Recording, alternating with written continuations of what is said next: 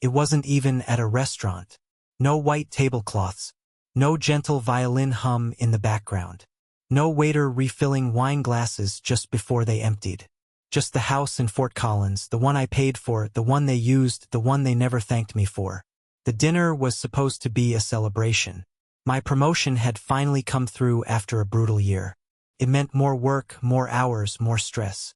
But also more money. Enough to take the pressure off. Enough to cover more of their wants. Linda called it a family dinner. I should have known better. It was a Wednesday, one of those gray evenings where the sky felt too low, pressing against the roof like it wanted in. I came home early, still in my office clothes. Tie loose, collar creased, sleeves rolled. The house smelled like garlic bread and reheated pasta. Linda was at the stove, half present, stirring sauce while scrolling through her phone with her free hand. She barely looked up when I walked in.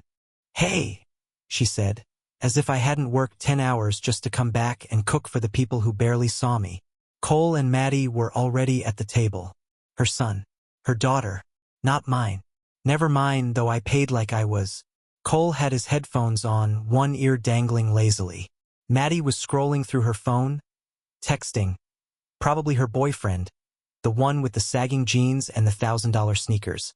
I hated that kid. Not because he was young or sloppy or disrespectful, but because he was everything I wasn't, and still Maddie listened to him. I set the table. No one offered to help. I opened the wine. No one said thank you. I mentioned my promotion. No one even looked up. Linda gave me a polite smile, like I had told her the lawn was mowed. We sat. The food was warm, at least. I had made garlic knots from scratch. I don't even like cooking. I do it because no one else bothers. They don't even do the dishes. Cole scraped his plate with his fork like he was in a cafeteria. Maddie barely touched her food. I took a bite. It was good. No one said anything. And then, halfway through the silence, Maddie picked up her mug. Coffee, because she was too grown for soda now, and tipped it forward. Spilled fast, hot, right into my lap. The burn hit immediately. Not scalding, but sharp. I stood too fast, knocking my chair into the counter behind me. "Oh," she said, her voice flat. "Oops." Linda didn't move. Cole looked at her, then at me. And then he laughed. Loud, full-throated, like this was the best thing that had happened all week.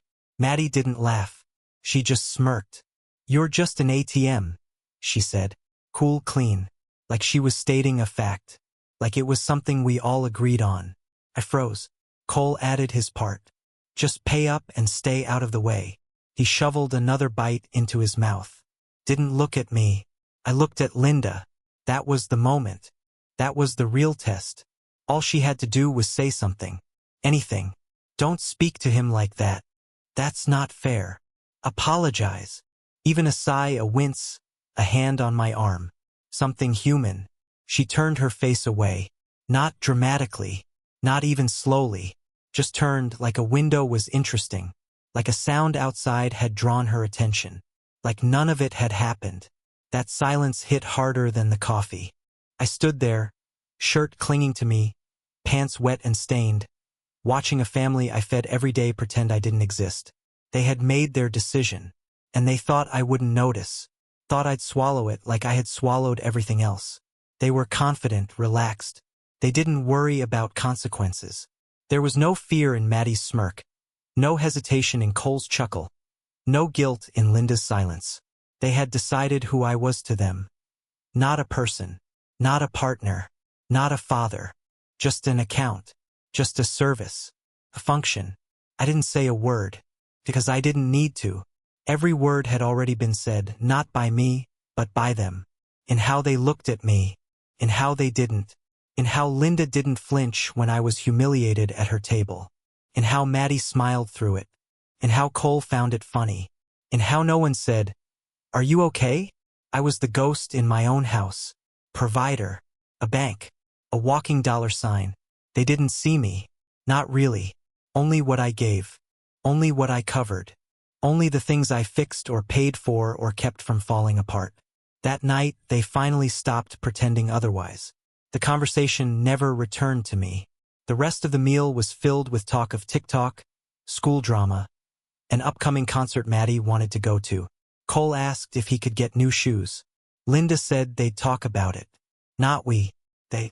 I had vanished from the table. The man who brought the food, the man who paid the mortgage, the man who stayed up nights worrying about bills they never saw, had been erased. I sat down again. Slowly, carefully, ate what was left on my plate, though it tasted like cardboard. They didn't notice. No one made eye contact. No one said the words. But they didn't have to. That dinner wasn't a dinner. It was a verdict. There was no fight. No slammed doors. No shouting match in the kitchen. No broken plates or raised voices. I didn't storm out. I didn't call them ungrateful, though the words burned at the back of my throat like bile. There was no grand declaration of betrayal, no speech about everything I'd done for them. Because what was the point? They already knew. That was the worst part. They knew exactly what I'd given. And they had weighed it, measured it, and found it worthless. So I didn't scream. I just waited. After dessert, a boxed cake Linda had overbaked and no one touched. They left. Maddie said she was going to Haley's. Cole said he had plans with friends. Linda didn't ask them to stay. She never did. She collected the plates wordlessly and put on music, something soft and distant, like static disguised as melody. I watched her for a moment. Her shoulders slumped, her movements automatic, like she was just passing time until she could pretend the evening had gone well. And I realized something that almost made me laugh. I could disappear tonight, and it would take her days to notice. So I did the most dangerous thing a man can do when he's been used. I got quiet. I went into the office, closed the door, sat in the chair I bought for myself 5 birthdays ago, the one no one even bothered to wrap, and opened my laptop. The glow of the screen lit the room. Outside, the house was still, peaceful, fake. I started with the bank. I knew all the logins by heart. They didn't. Linda never asked about the accounts. She didn't need to. She just assumed things would be paid. The gas bill, the car insurance, Maddie's braces, Cole's gym membership. They all assumed the lights would stay on, that the money would be there, that the ATM wouldn't break down. I pulled up every account that had my name on it. One by one, I started making changes. Cole's car, technically under my name, was listed for private sale. I uploaded photos I'd taken last fall. Clean shots. He wouldn't even know it was gone until he saw the ad online. The fuel card he used gone. Frozen with a single click. Maddie's prepaid debit, the one she used to buy overpriced makeup and delivery at midnight, deactivated. The app even let me watch the little spinning circle as it erased her access. Funny how satisfying that was. Cold, clinical, precise. Next, the cruise. A trip we'd booked for spring. Linda's idea.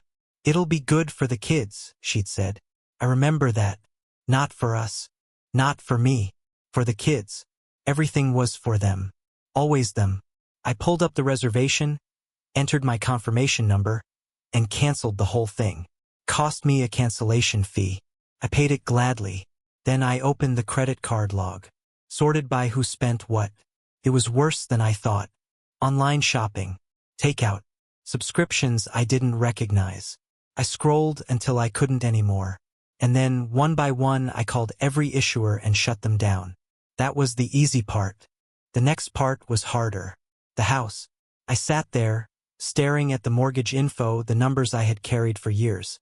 Linda's name wasn't on it. Just mine. When we moved in, her credit wasn't good enough. Covered it. She said we'd fix it later. We never did. Every square inch of this house was paid for by me, maintained by me, filled with furniture I bought, walls I painted, pipes I fixed, garbage I took out while Cole and Maddie stared at their screens and pretended I wasn't breathing. But it wasn't mine anymore. Not really. Ownership on paper means nothing when the people inside treat you like furniture. So I did what I never thought I would. I started to pack. Quietly. Methodically. No suitcases. Just the things that were mine. The documents. The watch my father left me. The tools I kept locked in the garage. The ones Cole kept borrowing without asking. My laptop. The files. The old photographs from a life before this one. I left everything else. The bed. The couch. The TV I bought last Black Friday. The air fryer they all loved to use but never cleaned. The dinner table, that dinner table, the one where they looked me in the eye and told me what I really was. They could have it. Let it rot with the rest of their entitlement. I didn't write a note. I didn't leave a message. I just placed my set of keys on the counter. House, car, mailbox, and walked out the front door like a man slipping out of a costume. The night air was cold. It bit through my shirt. I didn't care. That was the last night I lived there. But I had stopped belonging long before. I drove to a hotel. A cheap one, on the edge of town. Clean enough. Quiet. I used a card they didn't know about. The clerk didn't ask questions. I checked in, went to my room, and sat on the edge of the bed in the dark. No TV. No music. Just the hum of the fridge and the hollow in my chest where a family used to be. I wasn't angry. I wasn't even sad. I was empty. And in that emptiness, something sharp started to grow. Not bitterness. Not revenge. Clarity. The next morning, I didn't rush back. I didn't check my phone. I knew they wouldn't notice yet. They were slow in the mornings. Lazy. Linda would sleep in. Cole would stumble down around noon. Maddie wouldn't come home until she needed something. I had time, so I kept going.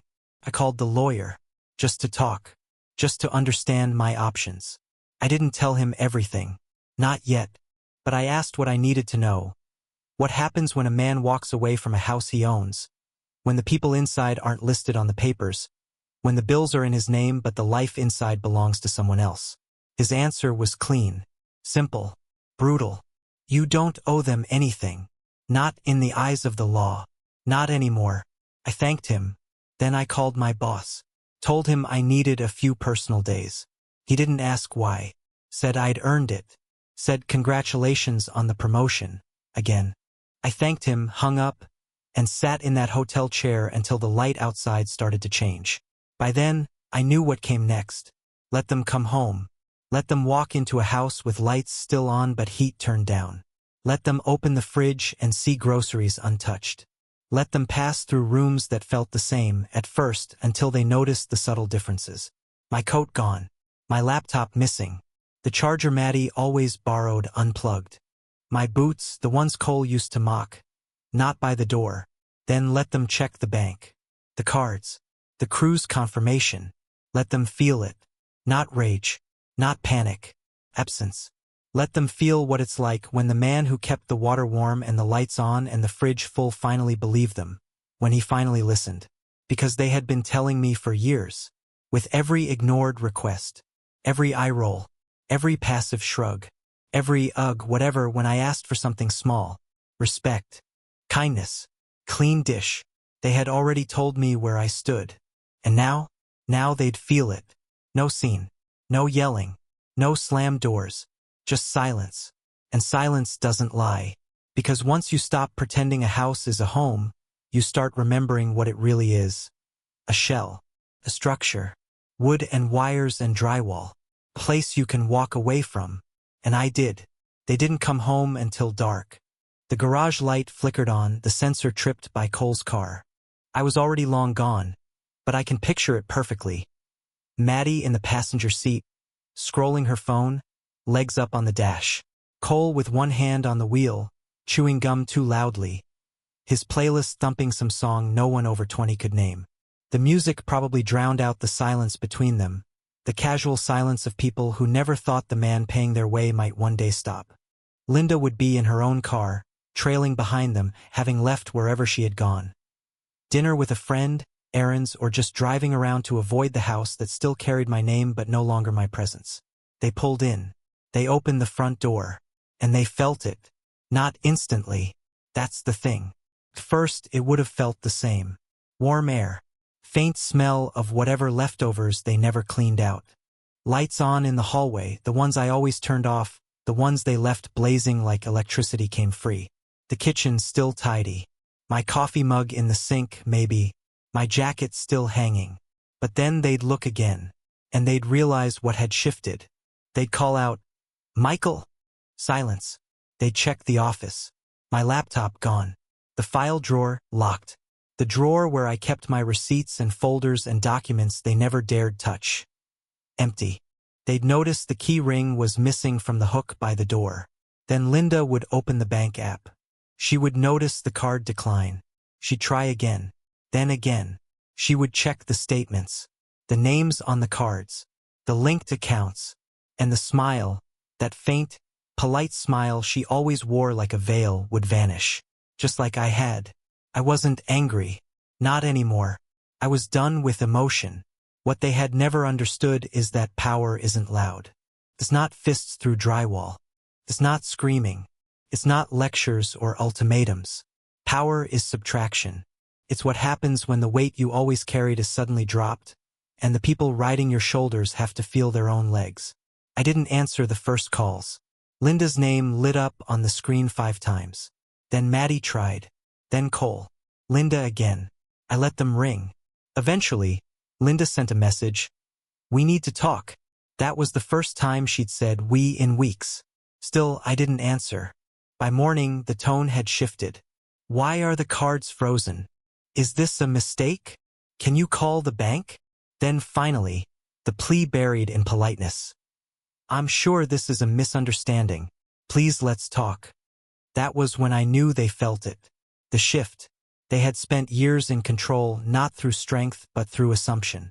They assumed I would pay, that I would stay, that I would tolerate. They held the emotional high ground, so sure that I wouldn't risk being seen as the bad guy, the petty one, the man who walked away. But I had already been walking for years. Now they were the ones left behind. That evening, I sat in the hotel room. Lights off, blinds closed, phone face down, and I imagined them. Not out of cruelty, out of clarity. Because clarity is what comes after the storm. When the dust settles, you see who stands and who just complains about the wind. Cole would have been the first to break. His car, listed under my name, had been flagged for sale. The insurance lapsed that morning. The fuel card declined at the pump. He probably stood there at the station, trying the card again, then again, cursing at the machine, not understanding that he was no longer covered. He sent a message at 9:46 p.m. "Car's not working. WTF? Did you mess with my account?" I didn't answer. Maddie followed soon after. "My card says it's inactive. I need it for school. This isn't funny." Still, I said nothing. Linda's tone shifted fast after that. She went from calm to clipped. From "we should talk" to "this is childish." Then came the line I had been waiting for. The line they always pull when power slips away. "The kids are suffering because of your behavior." Not her behavior. Not their mockery. Not Maddie's coffee in my lap. Not Cole's sneering laugh. Not her silence. No, the suffering was mine to own, apparently. My withdrawal, my response, was the crime. That was the moment I realized something permanent had broken. Not because she blamed me. That wasn't new. But because even now, even stripped of comfort, even watching the house darken around her, she still saw me as a resource, not a person. I didn't reply. The next day, she tried again. Softer this time. "Let's sit down. Just us. We can work this out." She never once said sorry. Because apologies are currency. And they never believed they owed me anything. That night, the doorbell cam pinged. A grainy clip. Linda standing at the front step, arms crossed. She rang 3 times, even though she knew I wasn't home. She looked small in that footage. Not in size, in presence. Like someone trying to fill a space they didn't build. Like someone realizing the foundation wasn't hers, and never had been. I watched it once. Then I deleted it. I was no longer the man holding things together. That version of me, the silent mule, the dependable shadow, the one they leaned on while laughing behind closed doors, was gone. I was just a man now, and they had to meet me like one. 3 days passed before Cole reached out again. This time not with anger, with confusion. "So, what's happening? Am I supposed to pay for everything now?" No punctuation, no rage, just the first hints of fear in his voice. Fear born not from danger, but from responsibility. I didn't reply. That night, they opened the fridge and saw nothing but condiments. The grocery app, the one Linda used weekly, was locked. The linked card had been removed. The delivery history wiped. They were hungry, but not starving. Just inconvenienced. But that's where it starts. When the heat slips 1 degree lower. When the light bulbs burn out and no one replaces them. When the trash doesn't take itself out. When the coffee doesn't refill. When they open their mouths to ask for something and realize the man who used to answer has stopped listening. And in his silence, a question forms. What were we without him? That's the shift. Not rage. Not loss. Just the quiet horror of realizing you don't know how to live on your own weight. By the end of the week, Linda cracked. She sent a voice message. I didn't listen to it. Just watched the little waveform play out. Then came the text. This isn't like you. Please, we can fix this. But she was wrong. It was exactly like me. Like the man she forgot. Like the man she never defended. Like the man who sat at her table, coffee in his lap, while her children laughed and she looked away. She wanted the old me back. Not because she missed me, but because she missed what I gave. And now she couldn't take it anymore. So I waited, not to punish, but to let the silence teach them what my voice never could.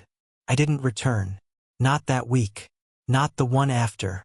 I let the house rot without my hands to keep it standing. The mortgage was still paid, for now. But the cards were dead. The accounts severed. The comfort had cracked. I imagined the sounds inside those walls. A dripping faucet no one knew how to fix. A humming fridge slowly emptying. Linda opening drawers for receipts I'd taken with me.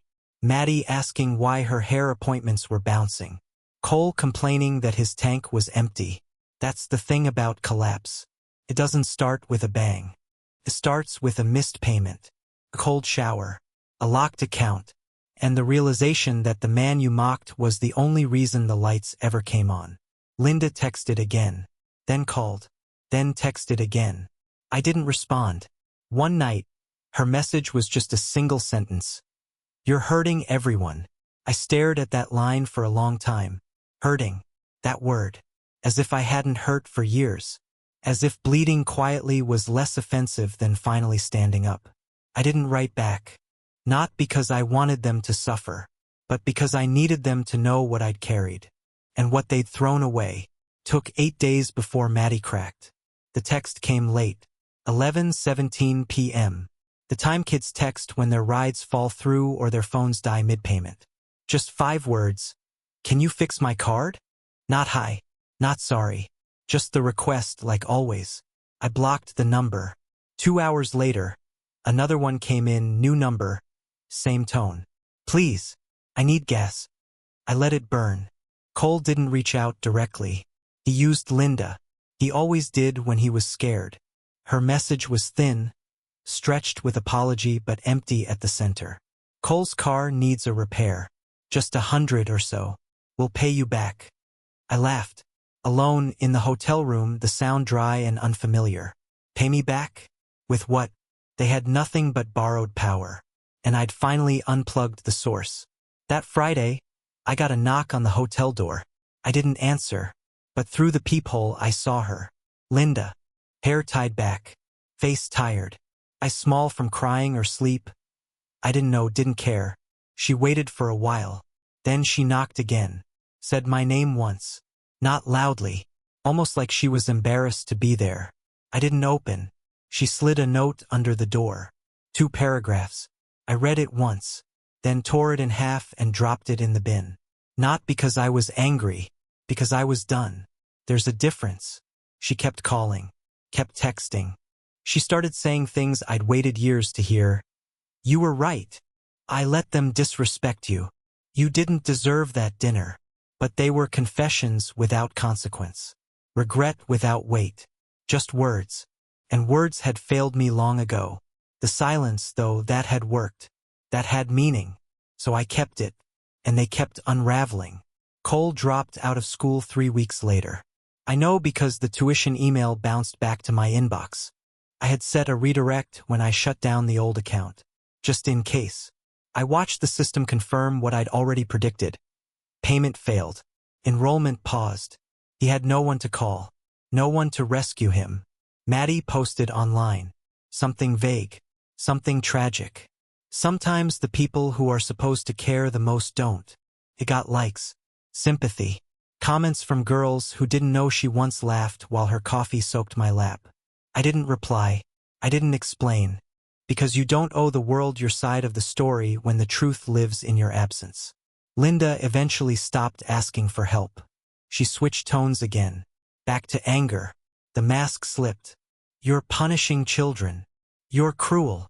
You're not the man I married. That last one? That was the point. The man she married or thought she did would have stayed. Would have swallowed it. Would have kept paying. Would have ignored the ache in his chest every time the kids walked past him like he wasn't there. But that man was dead. The one who replaced him. He was free. And freedom isn't loud.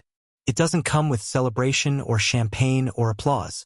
It comes quietly, in the form of a hotel key, cold dinner, a phone with no notifications. Comes with clarity. And clarity, once tasted, can't be given back. They never apologized. Not properly. Linda offered fragments. Cole said nothing. Maddie posted cryptic grief like she was the one abandoned. They never said the words. We were wrong. Not once. And maybe they never will. But it doesn't matter. Because what I reclaimed wasn't their approval. It was my dignity. And that has no price tag. I bought them shoes, cars, a home, laptops, vacations, groceries, futures, and they gave me silence, disrespect, dismissal, until I gave it back. Then, only then, did they feel it. Then came the panic, the loss, the regret. But by then, the engine was already cold, the house already silent, the family already fractured. The ATM was closed. The mule had stopped pulling. The man they never saw had vanished. And now, finally, they noticed he was gone. Not because they missed me, but because the lights were off.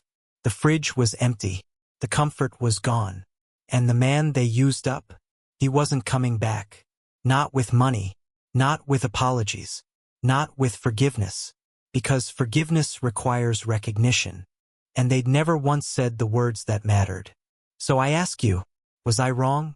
Was I cruel to take away what they never earned? Was I heartless to let them feel the cold? Or was it the only way they'd ever understand that love without respect is slavery? That patience without boundaries is a noose? That silence, once weaponized, can be returned with precision? Tell me, what would you have done? Would you have stayed? Would you have kept paying? Would you have let the children of another man spit on your name while your wife turned her head and let it happen? Or would you have stood? Would you have walked? Would you have let them learn the cost of their words? The price of their mockery? The weight of a man who finally stopped carrying what was never his? I didn't need revenge. I needed peace. And I found it. Not in yelling. Not in punishment. But in departure. In the absence that says louder than words. You had your chance. And now, you live without me. Just like you always claimed you wanted.